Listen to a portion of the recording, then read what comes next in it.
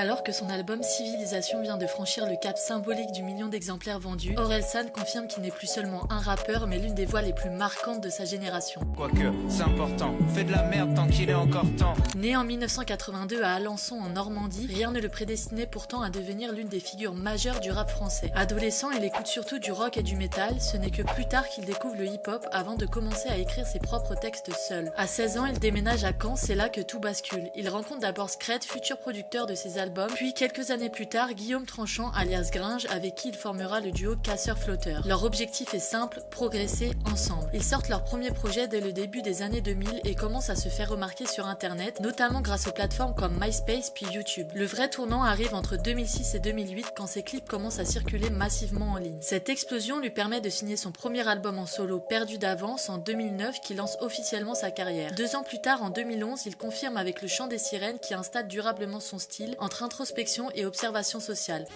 Où sont passées les sirènes? Regarde autour de moi tous ces gens remplis de haine.